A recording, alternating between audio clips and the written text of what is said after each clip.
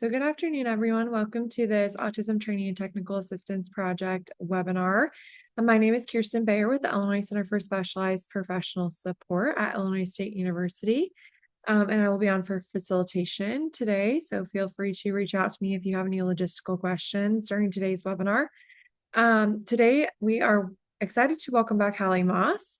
She's going to be talking about Next Step U, preparing autistic students for a confident transition to college, specifically to that post-secondary system. So you can go to the next slide, please, Hallie. Again, like I said, my name is Kirsten Bayer. Here is my email and work phone number. If you would like to reach out to me after the webinar or have any follow-up questions, please feel free to do so. Go to the next slide. We are on Zoom webinar today, so you do not have the capability to unmute yourself or turn on your microphone as an attendee, but we do encourage your participation in the chat. So let me just go ahead and make sure everyone can type in there. So feel free to type in the chat and let us know who you are today and to say good afternoon. And then we also encourage you to type any questions in the Q&A. And then towards the end of the session, when we have opportunity for live Q&A, you can feel free to raise your Zoom hand, and then I have the capability to unmute you. Could you go back one slide, Hallie? Thank you. Yeah, so you have I have the ability to unmute you, and then you can have that dialogue and ask those questions live to Hallie if you wish. We are recording today's webinar, and that will be on our Autism Training and Technical Assistance website. And that we will have a slide for that momentarily. I'll also put it in the chat here. And then we will also have that URL link sent in a follow-up email to you tomorrow, along with a follow-up survey. We do ask that you take that survey to let us not only know how you enjoyed today's presentation, but any future professional development topics that you would like to see. We do have a advisory committee that we plan the professional development for this project, along with ISB representation, who helps to facilitate and sponsor this project as the state entity. So a little bit about the ATTA project, or the Autism Training and Technical Assistance Project. The ATTA project develops and presents resources that specifically focus on the transition piece from either supporting individuals with autism or autistic individuals when they're transitioning from secondary to post-secondary, or secondary to employment, or even post-secondary to employment.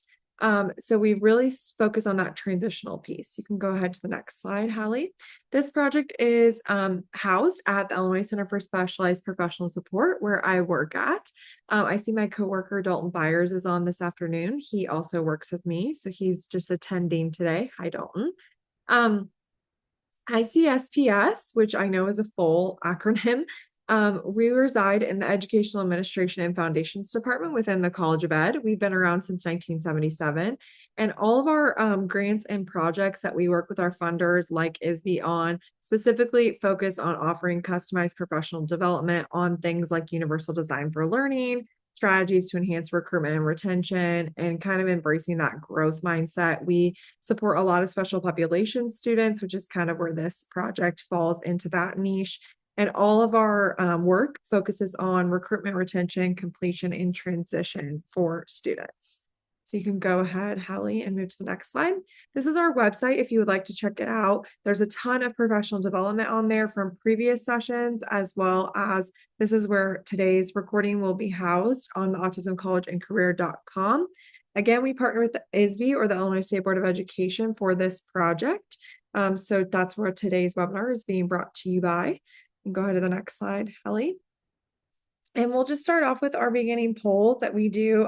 This is for our advisory committee to make sure that we're really hitting the whole state. So let me just get this pulled up. Okay, so I just launched both polls. So you can go to the next slide too, Hallie. The first poll is which region are you located in, which was the slide Hallie just had up. And then the next poll is which ATTA stakeholder do you represent. The second one is multiple choice, so feel free to select more than one. Excuse me. If you consider yourself to be a student or young adult, but also a community member, select both of those. If you consider yourself to be a family member, but you're also a secondary educator, To individuals with autism or autistic individuals, feel free to select that as well. So you can select multiple there. And then the first one, just select one. And we'll give everyone a couple more seconds since there's two polls launched right now to answer those. I see some people are typing in the chat. So good afternoon to Erin and Lori and Brenda. Thank you for joining us today. All right. I'm going to go ahead and end that poll, share the results, just to debrief really quickly.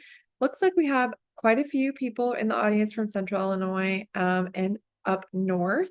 And then we have quite a few secondary educators, one or two students or young adults, 44 post-secondary educators, two community members, and one family member, which is awesome. Thank you so much for participating in that. And then just one other quick plug, if you would like a certificate of participation for today's webinar, you can feel free to email me, and I'm happy to provide that to you following today's webinar. It might take me a couple of days to get back to you, so please bear with me, but I will provide you a certificate of participation, and you can submit that to ISB for continuing ed credits or CEUs. And you just submit it under Illinois State University, which is where our center is housed. So I'll talk about that at the end as well, if you are just now joining us. And I'm going to hand it off to Hallie to get her webinar started. Hi, everyone. It's wonderful to get to be with you all today. For those of you who know me or don't know me, my name is Haley Moss. I am an attorney. I am the author of several books about autism and neurodiversity, and I am proud to be a autistic and neurodivergent person. I truly look forward to getting to talk about college and making sure that our young people feel confident in this transition time. I know back to school is right around the corner. I know my local university actually just started orientation yesterday. So there's a lot going on in this space. I know usually when we're thinking a little bit further ahead to transitioning to college, we probably might have talked about it a little bit further out. But without further ado, I really am excited to have this conversation. And it turns out, when we want to get started with it, that autistic people are going to college. I know that always sounds kind of groundbreaking now and then, even though I've been in this field long enough to know that it's a lot more accepted. It's something that happens more often than we're expecting. But I also remember a time being a young person who didn't know anybody who was autistic going to college. I was 14 the first time that I met somebody who was a current college student on the spectrum, and it completely filled me with hope and excitement for what my future could hold because I just didn't know anyone who did it. Everything that I knew about autism as a young person was little kids and folks who needed more daily support and might not have had access to a college education or had too many significant barriers and challenges that going to college might not be possible. So, generally, what ends up happening is about 1/3 of autistic students that we know of are going to college, but more than about 44% of them are going to some type of post-secondary education, whether that's trade school or another certificate or other classes, or not just sitting at home in the basement or going to other types of non-educational activities. And then there's those who are in non-degree seeking programs. So we are talking about college. I do keep in mind there's a lot of different things that fall under this umbrella. Generally, what you hear me chatting about is in the degree seeking realm. I am aware that a lot of universities do have these experiences and programs for students with intellectual and developmental disabilities that allow students to participate in campus life, maybe take one or two classes, but they're non-degree seeking. And they might not have that same stereotypical 4-year experience, perhaps. But generally speaking, when it comes to a lot of us on the spectrum, we are less likely than our neurotypical peers to finish college or to graduate. So what happens is fewer than a certain amount of us are graduating 5 years after high school, which is about 20%. And those who do enroll overall, a little over 1/3 of autistic students will finish their degree. And that's compared to about 60% of neurotypical students. Usually when we think about why are students not completing their degrees, are they taking even longer or are they dropping out? Really, one of the big things I want us to be mindful of here is ableism. That there's so many reasons that colleges and universities are ill prepared and ill equipped to work with and accommodate autistic students that usually we think of, it's going to be that the academics are too hard. Usually that's what people think of when people don't finish. They don't necessarily think of the fact that there are so many challenges related to executive functioning that might impact academic performance, but not the understanding or ability to learn or what's going on in the classroom. Lack of support. There's a lot of different sensory anxiety and overloads and new environments that come along with this transition, or even just social and communication challenges. A lot of people look at college as that time when they make their lifelong friends and these deep connections that will translate with them for the rest of their lives. And a lot of us seem to find that disconnect actually, where we're not making those friends in adulthood, or that those young adult friends are on very different paths than we are. Looking back at college for me, I graduated 10 years ago now, that I'm not friends with anybody that I went to school with for the most part. I'm friends with one or two people tops. And even when I was there, I was still struggling to really meet people and make friends. And when I look back, there's something in my head that goes, oh, I should have done this. I could have done this. And I don't necessarily think that's true the more that I think about it. I'm very hard on myself, and that's also internalized ableism. But I realized that there weren't enough opportunities for autistic students to really get to know one another and connect. We had one support group that was poorly run. We had a non-degree seeking program on campus for students with intellectual disabilities, and we also had a student organization that provided respite care to caregivers of autistic kids. So, generally speaking, we were not the most accepting, we were not the biggest inclusive environment that we could have been. I am aware that a lot has changed since I was a undergraduate student in particular, and the last time I was in higher education, I actually got to teach, and that really kind of influenced where I was coming from as a member of the faculty, and realizing that even our classroom environments could do a lot more to be neurodiversity affirming and inclusive as well.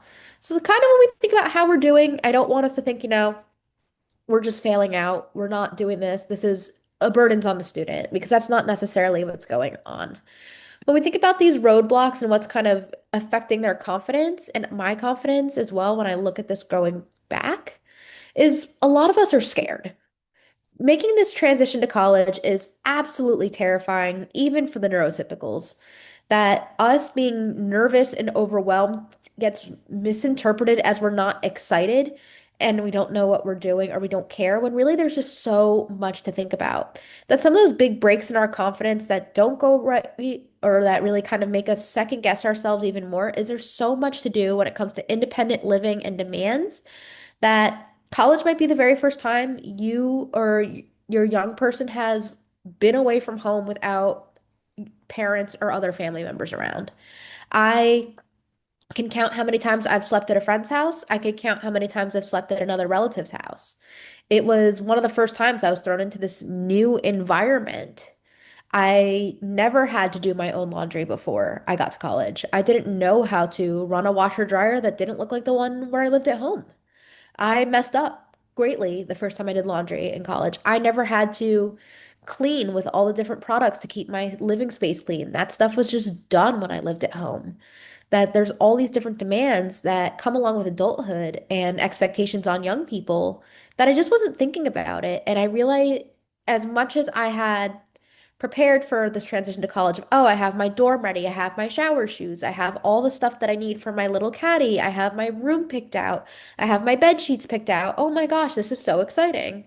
It did not prepare me at all for knowing, oh, I also have to be responsible for myself 3 meals a day. I need to be able to keep my executive functioning straight, which is very, very difficult. That there's a new sensory and social environment, that the social hierarchies and social circles in college and all of that was very new and confusing and different, as well as new sensory experiences and environments. I went to a large school in the South, in a member of the SEC, if you will. And having to adjust to my room shaking on football days. If I didn't go to a home football game, my room would shake. My windows would shake when they scored a touchdown, which is the most big school thing I think I could ever tell you. That was a huge adjustment if I did not go to a game on a Saturday. That I couldn't stay home, but I couldn't really go anywhere either because of all the crowds that would descend on this small college town on Saturday. Football in the South on Saturday is a different ball game altogether, no pun intended. There's also managing and having to feel that you're dealing with more rigorous academic coursework and having to manage that schedule. This kind of ties back to that thing I mentioned about executive functioning when we are talking about our confidence. I was never someone who struggled academically. Academics were never really the thing in college that made me feel like insecure or nervous or less confident. I was very self-assured academically. I made honor roll every single semester I was in college. I graduated cum laude. I did everything by the book, and I was able to manage a schedule, although I overexerted myself. I put a lot of pressure on myself to be successful academically. And having to manage that and manage all these different classes and assignments and things outside of class was a lot. And the same with having to develop new self-advocacy skills and systems. A lot of us are sometimes blissfully unaware that our parents cannot be the people who are advocating for us in college. So when you get to that higher education space, usually what happens for many of us is we're 18 years old, that they are not your family members or caregivers or guardians are not entitled to the same amount of information. They're not the ones going to bat for you every time something goes wrong, or that something crops up with professors or accessibility or disability services. That it often does fall on you as the adult, even though sometimes it can be very scary to think of yourself as an adult, especially when you do have additional support needs, that you're having to advocate for yourself in these systems. And that sometimes all these things are things that can get lost in transition planning, or there's just a lack of transition planning of, awesome, you made it to college, let's go. Here's a pencil, get in there. It doesn't always work that way either, and it can be complicated to figure out. So, how do we do better? And really, when we think about having this confident transition, one of the biggest things we do is in self-advocacy. If you have ever been on an ATTA webinar with me, I have talked about self-advocacy in depth, or I've talked about self-advocacy as it relates to another topic. And the same goes for college success, that really this is something looking back, I wish we had worked more on. I already knew how to advocate for myself because I did go to my own 504 meetings. I would have those types of discussions about my goals and planning and things of that nature. Excuse me, sorry. I have a sinus infection, so please bear with me today. But I was going to these meetings and it still didn't prepare me for how to advocate without that safety net of other adults in the room advocating with me. I didn't understand what my rights were legally. That's a really big thing when it comes to accommodations and advocating for yourself in college or at the university level.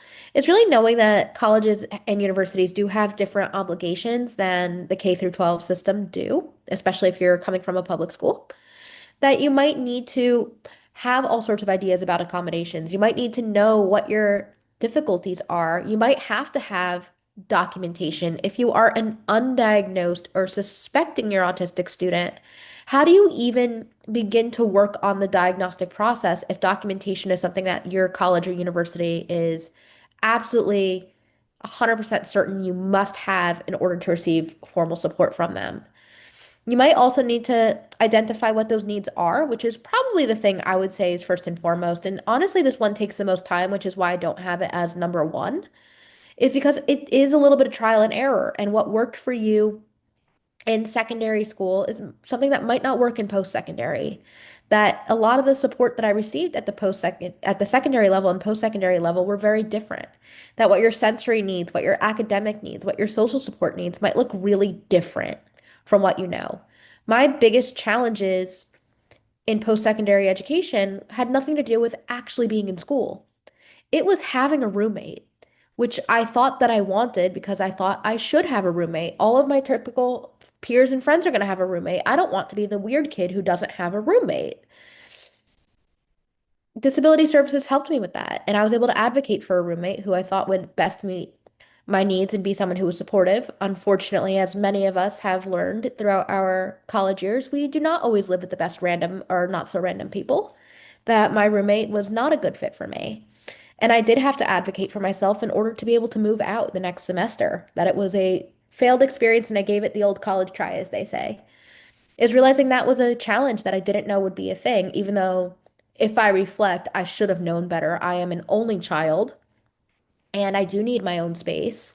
And living with someone who also wants to dominate the space and not leave the space makes it a little bit more difficult. So looking back, And reflecting on successes and challenges, that might have been helpful to know from the get-go and to have swallowed my pride and what, I do better on my own. I know I will be a lot more effective. I will have better study habits. I will have better everything habits all around the room if I actually have my own space. Makes a lot of sense.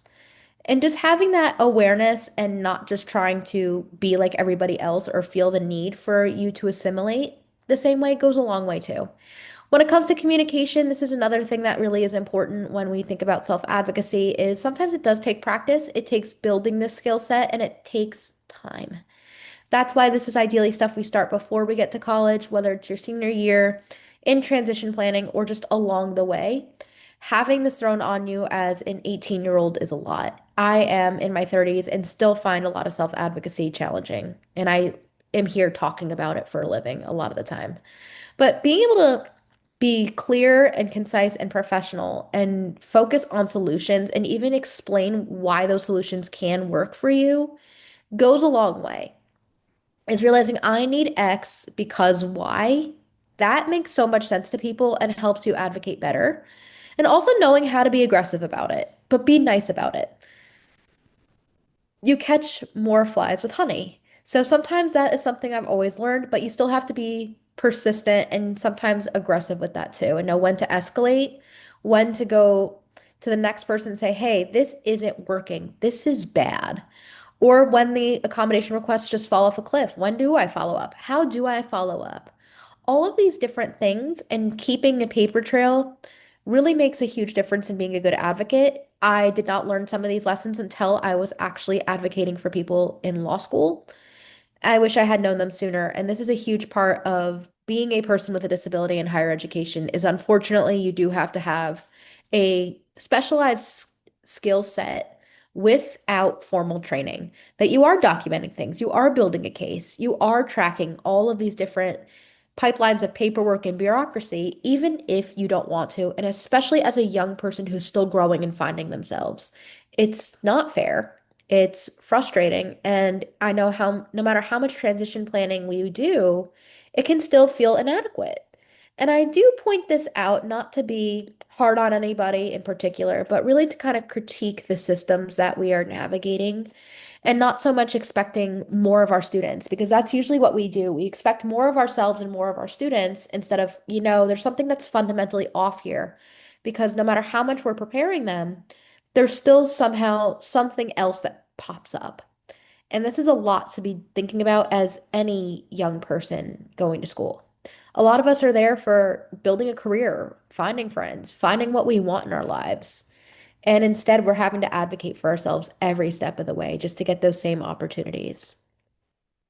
Which brings me a little bit to kind of this know your rights thing. So, this is a very bare bones version of what the rights of autistic college students are. So, colleges follow the Americans with Disabilities Act and Section 504 of the Rehabilitation Act, that generally students are entitled to reasonable accommodations for things that are related to academics or campus life. So, you can get academic accommodations that will modify how information is presented or how if you're getting extra time, things like that. It doesn't necessarily make coursework easier, which I think people forget now and then. Or campus life. I know one of the best accommodations I got was getting to meet with housing. They were the ones who did help me meet my initial roommate. They were the ones who also set me up in a single room when that didn't work out. But when we also think about 504, this is where things get a little funky. If you did have a 504 plan in high school, usually, people who have 504 plans think this is a little bit of a foolproof way to get better accommodations in college. Of, oh, 504, they follow that in my school, they follow it in my post-secondary educational institutional. And that's not necessarily true. So you don't really have these 504 plans that travel with you. It is a different obligation. And really, what they're doing is protecting students from discrimination. When we think of IDEA, so I know some of you or most of you probably have worked with students with IEPs. IEPs also do not travel. And IEPs are for the K through 12 system and are under IDEA or the Individuals with Disabilities in Education Act, which applies to K through 12 public school settings or transition age if you are in that system essentially. Colleges and universities have nothing to do with IDEA. IEPs don't follow. It can be a piece of helpful guidance to show that you have received specific academic accommodations in the past or to give that proper documentation to show evidence of a disability when you go to meet with a disability resource center. But colleges have different obligations legally. They're not entitled to provide an education that's free and appropriate, like the spirit of the IDEA. The colleges are really just required to ensure equal access for students with disabilities, that they have equal opportunity and access to participate, and that they're protected from discrimination on the basis of their disabilities.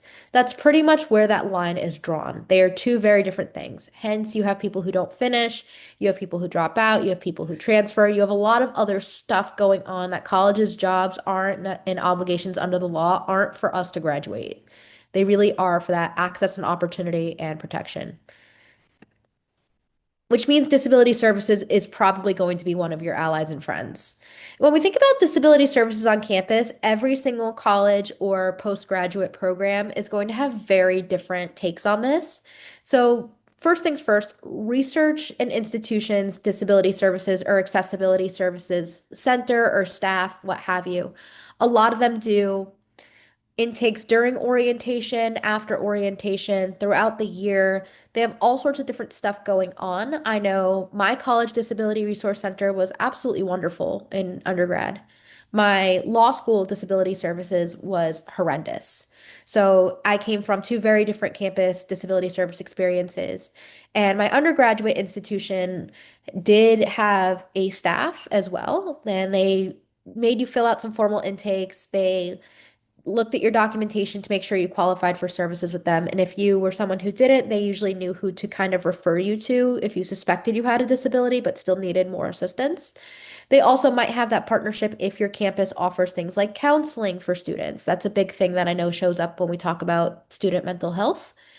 Both college campuses I was on did have student counseling available at no cost to students. It did not matter if you were insured, uninsured, what have you. It was a free service. Usually they had doctoral interns or something of that nature that would work on student cases and whatever. So you still got to have those benefits, and that might be a thing that helps, and then you can get a referral if needed.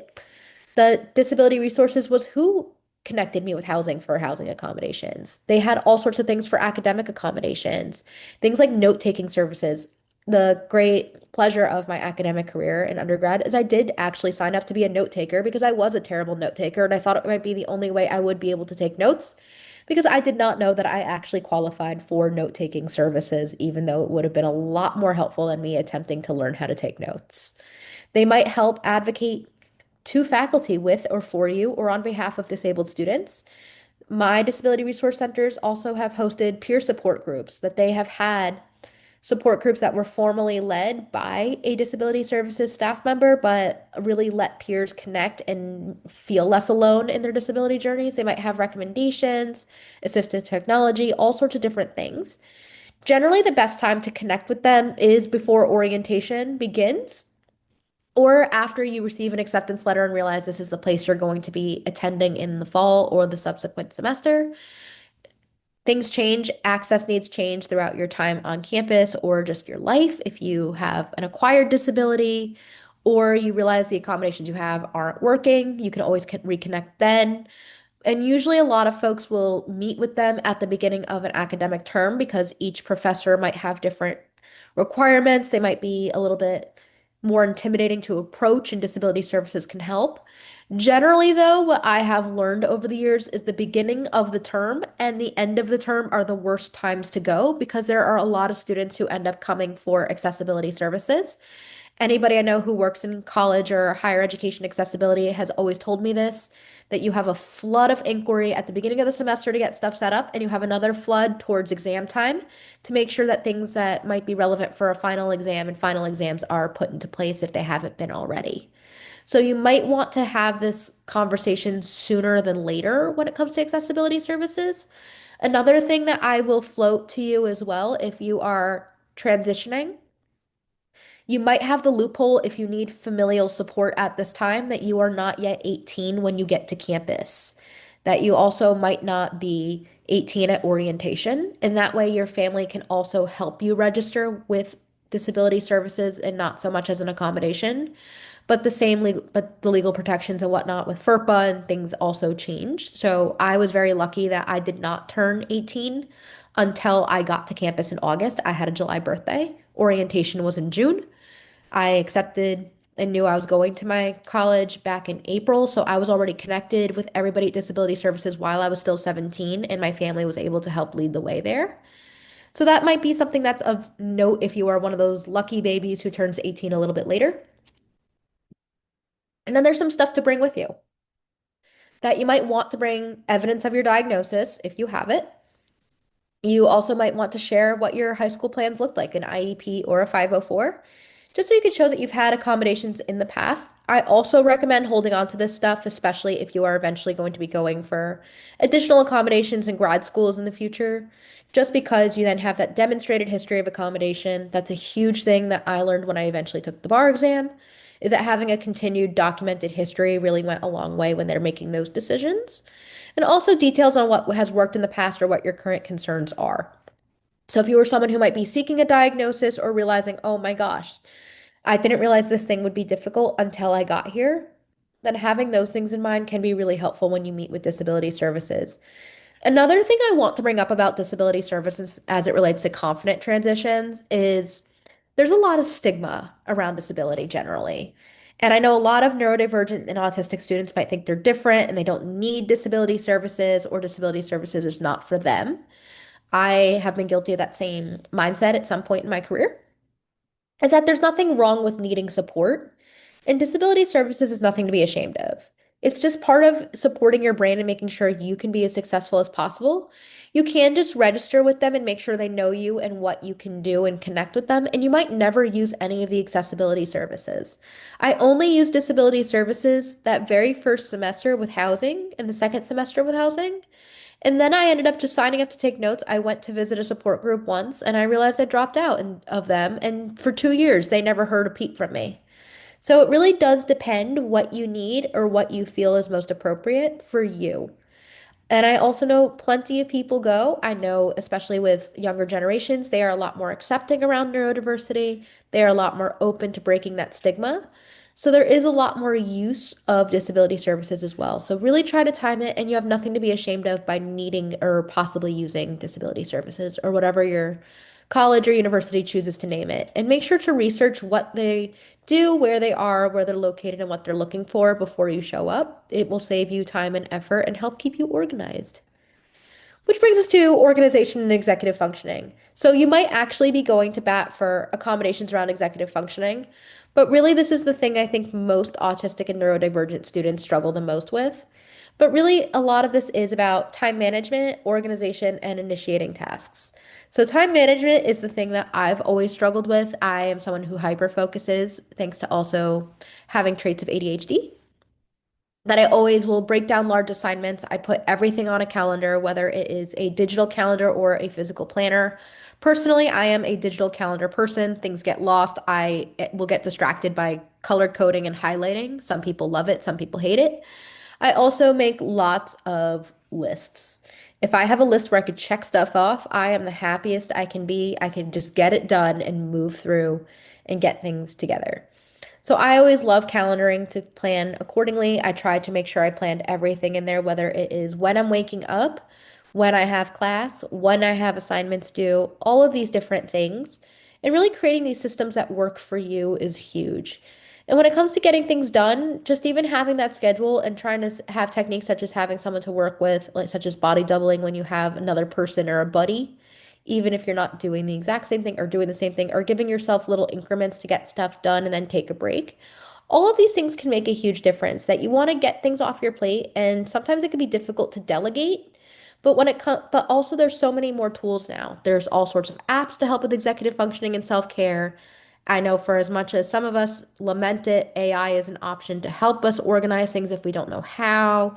There's so many different things at your disposal, and knowing how to use these different tools can make it easier as well, that you don't want to do too much and burn yourself out, because that's where a lot of these academic challenges really show up, is in executive functioning. And you can ask for executive functioning accommodations through your university or college if that is something that can be of service.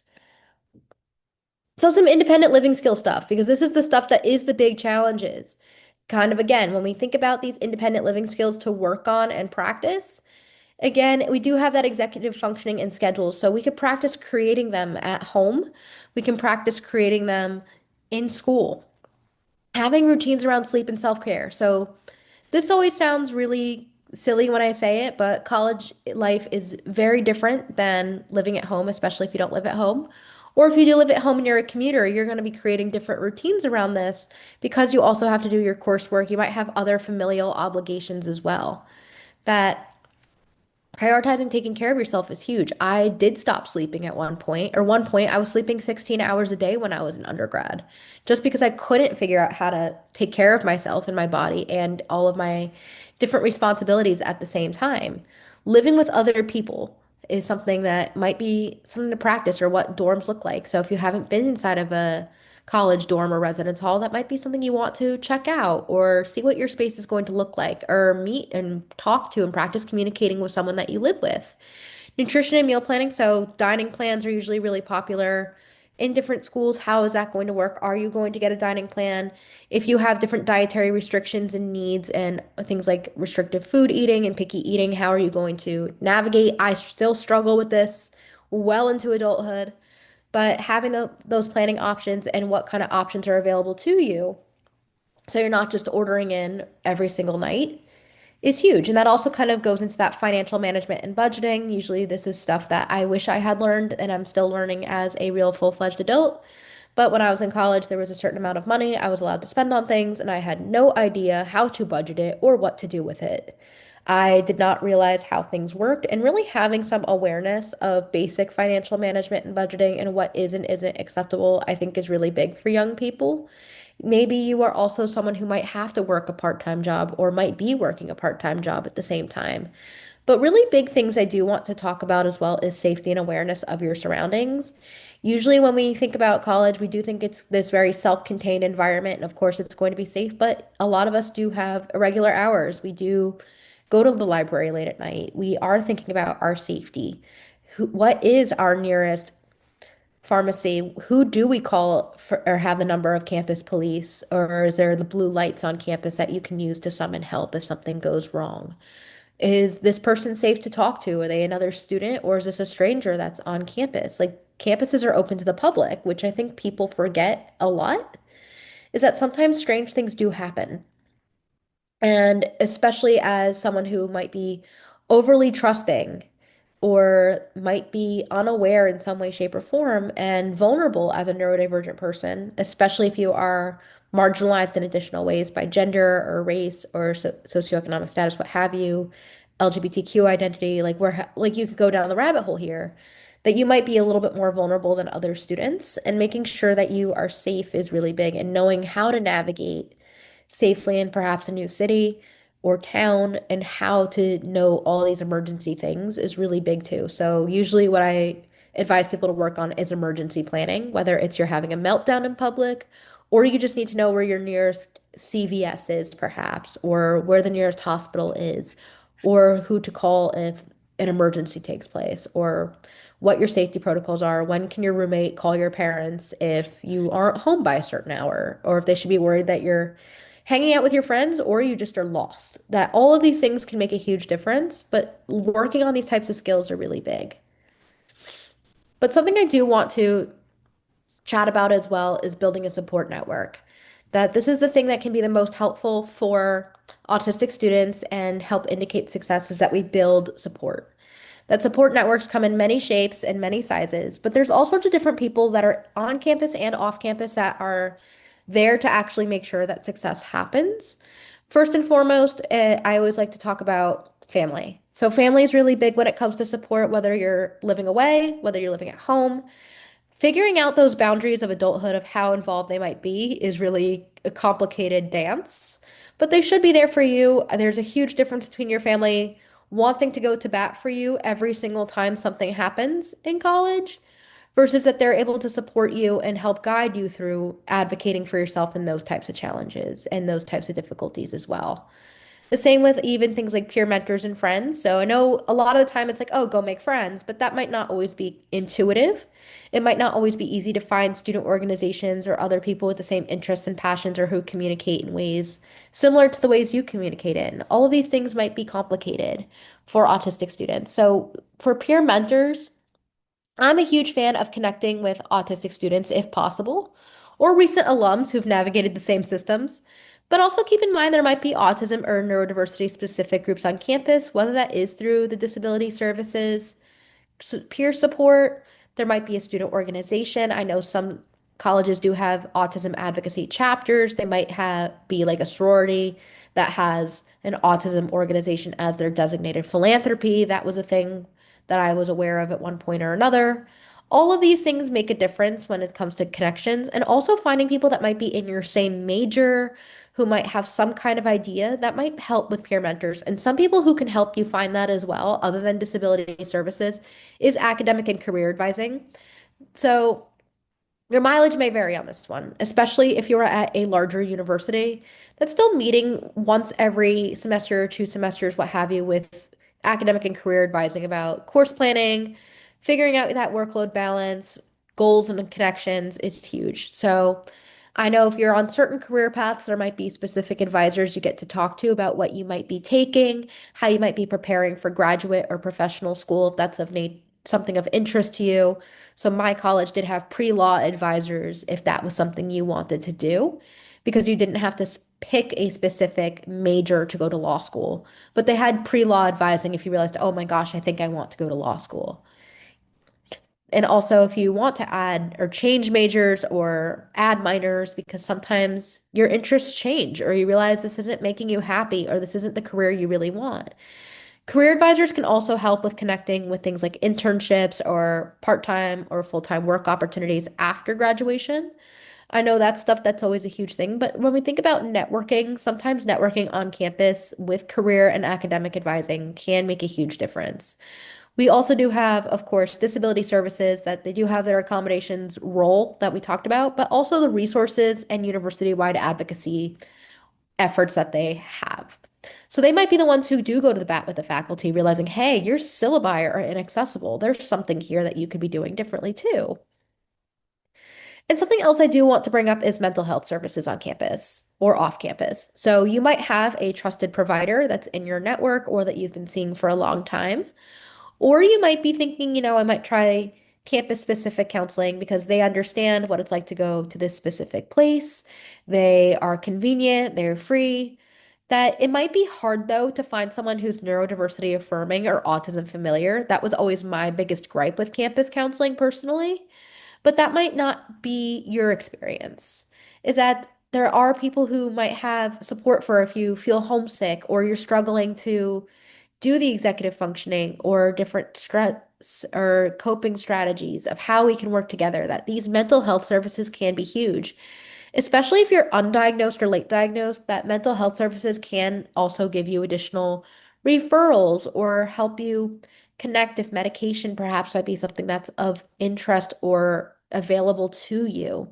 That all of these different things can make getting through college better. It shouldn't be that we are constantly having to advocate for ourselves, but really building a network of people who have our backs and want us to be successful while we're there for 4 years or more or less. If we end up in postgraduate education, because they're also on college and university campuses where you're thinking about some of these exact same things, even though the academic demands might look very different. And also, when we think about our post-secondary instruction, I do want to talk a little bit about creating inclusive spaces. As someone who adjuncted for several semesters and truly enjoyed it and would love to do it again, that fostering inclusion comes in many shapes and sizes. I was always a huge fan of doing this with my students whenever I could. So when I thought about what fostering inclusion really looked like, for me, when I shared materials in advance with my students, that was big. So when I planned my syllabus, I made sure they knew exactly what was coming and had everything linked and ready to go at the beginning of the semester. So if they needed to get ahead for any reason, they wanted to know what was coming, they did. I would also record class So, but I would also delete the recording after a certain amount of time just so they were able to access it. Usually I kept things for the entire semester so that it wouldn't just live on in forever. But just these types of things make a huge difference for people. I also try to provide clear instructions on my assignments and rubrics. That was really big. Even just how students participated. So, a big thing with neurodivergent students and our rubrics for grading is that I had a lot of quiet students who knew their stuff really, really well, but never said anything. And then they'd get docked in other classes for the fact they didn't participate, but they had so much to say if I gave them an avenue that they felt comfortable with. So I had students that would raise their hand every class, and I had students that when we had an online discussion board would type everything out or who would just email me their thoughts privately. All of these things made a huge difference. And the things I also did that I was really proud of is I had an access charter in my syllabus. I actually adapted this from another disabled academic. And I talked about how accessibility was a core tenet of my class. And the way that that was working was not always in line with what disability resources would do.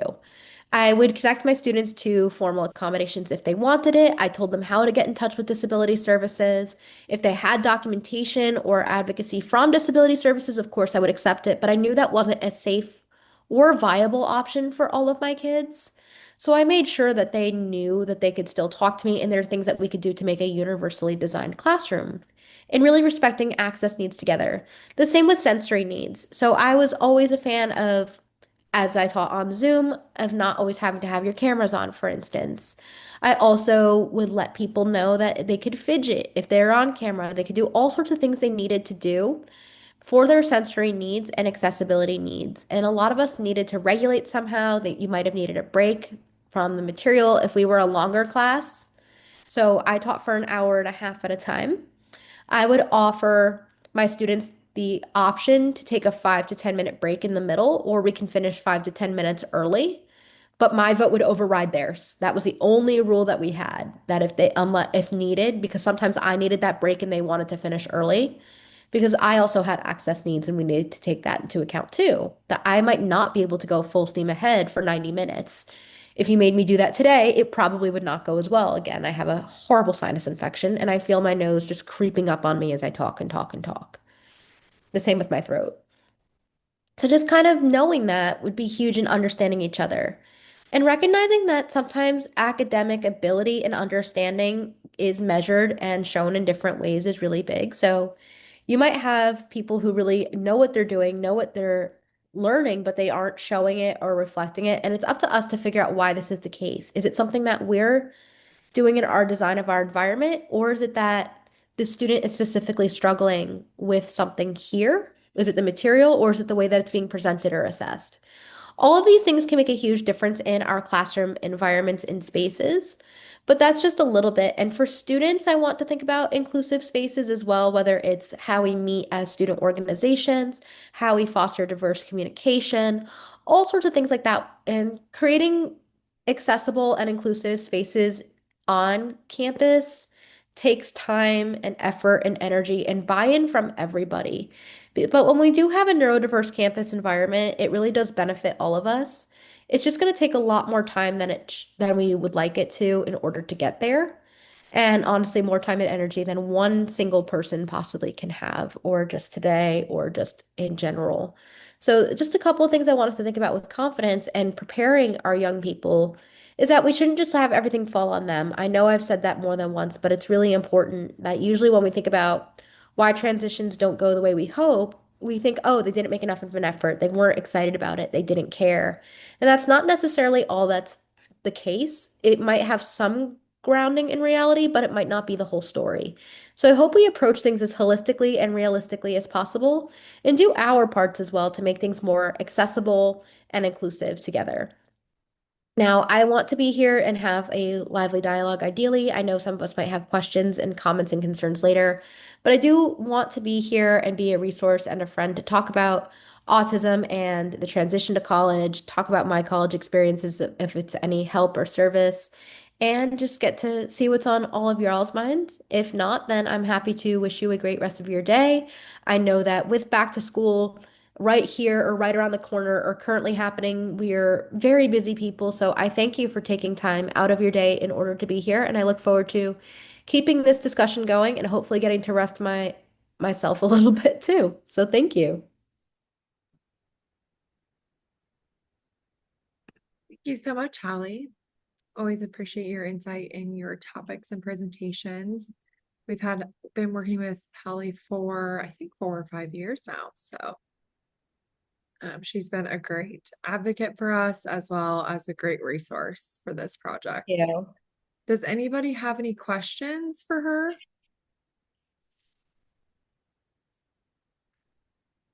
Couple of housekeeping things while you're thinking of any questions. Again, you can type in the chat, you can type in the Q&A, or you can raise your Zoom hand. I'm happy to unmute you virtually.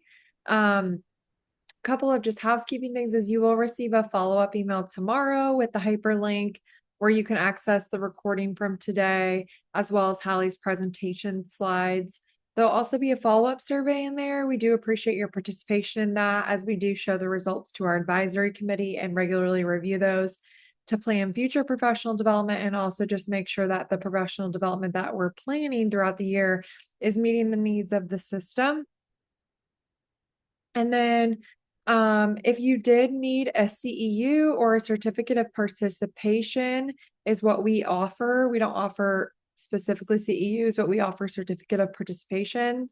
You can email me. I'll put my email in the chat one more time and request one. I'm happy to provide one for you. And then you can submit that as a CEU under Illinois State University, which is the university where our center is affiliated with. There's my email one more time. Any questions for Hallie?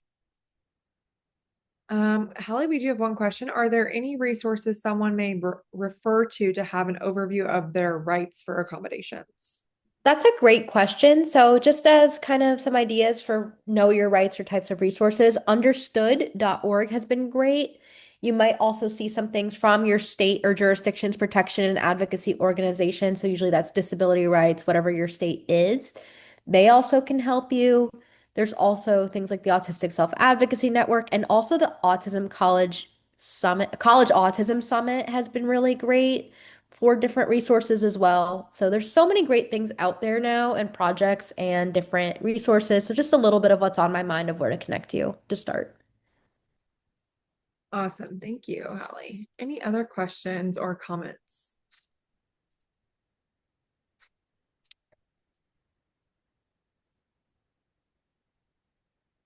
Okay, I'm not seeing any hands raised or um, any questions in the Q&A or chat.